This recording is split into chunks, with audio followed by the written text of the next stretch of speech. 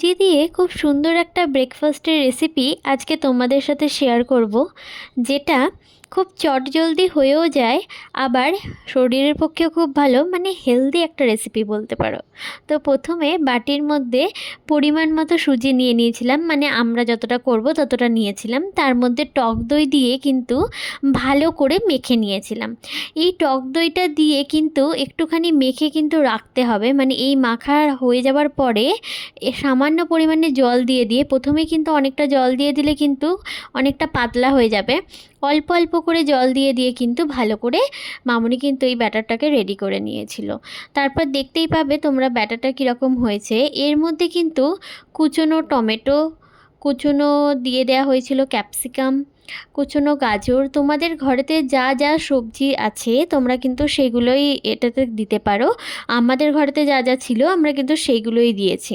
তো তারপর দিয়ে দেওয়া হয়েছিল গাজর, দিয়ে দেওয়া হয়েছিল সামান্য বিন, দেওয়া হয়েছিল, আমাদের ঘরেতে বিন ছিল।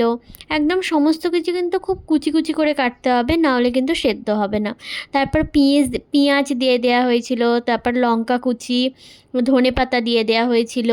তারপর এর মধ্যে পরিমাণ মতো স্বাদ অনুযায়ী নুন দিয়ে দেওয়া হয়েছিল, আর হচ্ছে গোলমরিচ গুঁড়ো দিয়ে কিন্তু ভালো করে মেখে কিন্তু এই ব্যাটারটাকে আধ ঘন্টা মতো আমরা রেখেছিলাম।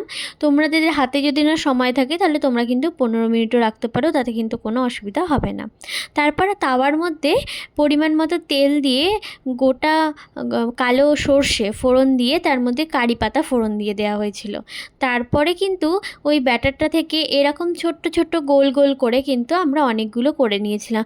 তোমরা যদি একটা বড় যদি রাউন্ড গোল, মানে অনেকটা গোলা রুটির মতো যদি করতে যাও তাহলেও কিন্তু ওইভাবে করে নিতে পারো।